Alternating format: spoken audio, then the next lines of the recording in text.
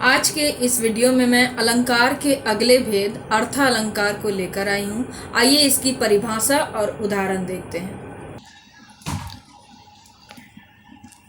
अर्थालंकार के 4 भेद होते हैं: उपमा अलंकार, रूपक अलंकार, उत्प्रेक्षा अलंकार और अतिशयोक्ति अलंकार। इसमें सबसे पहले हम उपमा अलंकार के बारे में देखते हैं, जहाँ एक वस्तु या प्राणी की तुलना अन्य वस्तु या प्राणी से की जाए, वहाँ उपमा अलंकार होता है।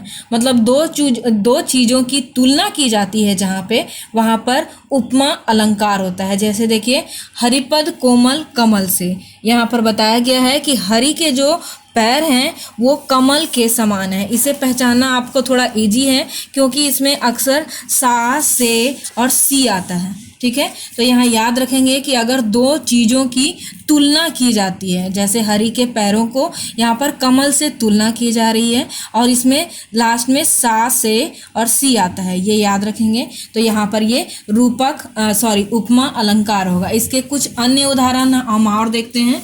देखिए, जैसे वह टूटे तरु की छुटी लता सी दीन। अब यहाँ पर फिर उसी में तुलना किया जा रहा है। और नेक्स्ट देखिए, नील कमल से सुंदर नयन, ये आपको समझ में आ गया होगा। तीसरा देखिए, हाय फूल सी कोमल बच्ची।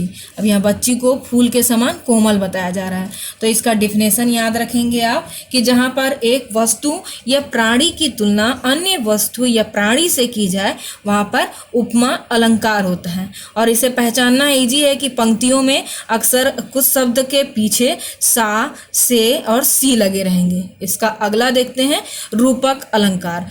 गुणों की समानता के कारण जब 2 वस्तुओं या प्राणियों में समानता दिखाई जाए तो उन्हें रूपक अलंकार होता है। जैसे इसमें 2 चीज़ों को एक समान बता दिया जाता है। जैसे एग्जाम्पल के तौर पे देखते हैं, मैया मैं तो चंद्र खिलौना लइयों। यहाँ पर चांद के समान खिलौना बोल रहा है, मतलब इन दोनों को एक जैसा बताया जा रहा है। एक जैसा इन दोनों को बताने के कारण यहाँ पर ये रूपक अलंकार है। आपने पहले उपमा में पढ़ा कि पहले वस्तु या व्यक्ति की तुलना वस्तु या व्यक्ति से की जाती है, ये उपमा है। और इसमें यहाँ पर एक चीज को दूसरे के समान ही मान लिया जाता है। दोनों के गुणों के समानता के कारण यहाँ पर रूपक अलंकार होगा। जैसे कुछ और उदाहरण इसके देखते हैं। यहाँ पर देखिए, आए महंत वसंत, मैया मैं तो चंद्र खिलौना लई हूँ, जो आपके बुक में था। पायो जी मैंने राम रतन धन पायो। देखिए, यहाँ पर पहले में बसंत को महंत के समान, मतलब राजा के समान बताया जा रहा है। इसमें चांद के समान खिलौने को बताया जा रहा है, चंद्र खिलौना। इसमें देखिए, राम को एक धन रतन के समान बताया जा रहा है, मतलब यहाँ पर दोनों की तुलना की जा रही है। तो यहाँ पर ये रूपक अलंकार होगा। इसका अगला भेद देखते हैं हम लोग। इसका तीसरा भेद देखते हैं, उत्प्रेक्षा अलंकार। जहाँ उपमेय में उपमान की संभावना या कल्पना की जाए, वहाँ उत्प्रेक्षा अलंकार होता है। मतलब एक चीज़ में किसी दूसरे चीज़ की कल्पना की जाती है, एक वस्तु में दूसरे वस्तु की कल्पना की जाती है, वहाँ पर उत्प्रेक्षा अलंकार होता है।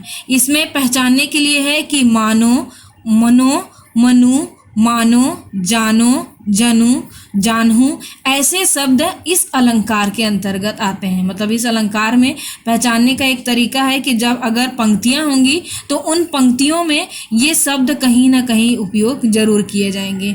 मतलब यहाँ पर एक चीज़ में दूसरे चीज़ की, मतलब उसके समान होने की कल्पना की जाती है, उसमें उत्प्रेक्षा अलंकार होता है। जैसे उदाहरण के तौर पे देखिए, कहती हुई यो उत्तरा के नेत्र जल से भर गया, हिम कणों से पूर्ण मानो हो गए पंकज नए। तो यहाँ पर देखिए, यहाँ पर मानो शब्द आया है, उसके आधार पे आप पहचान सकते हैं इसको आसानी से। जैसे कुछ उदाहरण इसके और देखते हैं हम।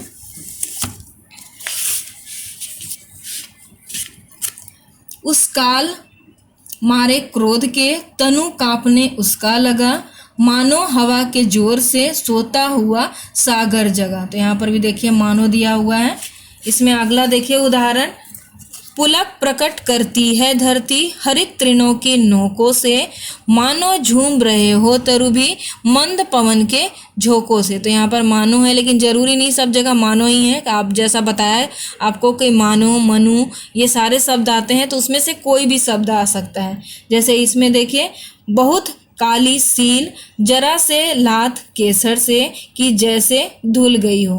तो यहाँ पर मतलब इसका है कि दो चीज़ों के एक होने की कल्पना की जाती है जहाँ पे, वहाँ पे आपका उत्प्रेक्षा अलंकार होता है।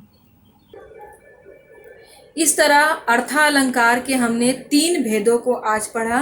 पहला उपमा था, दूसरा रूपक और तीसरा उत्प्रेक्षा। एक अगले जो बाकी है, जो एक उसका एक और भेद, उसको हम अगले वीडियो में देखेंगे। धन्यवाद।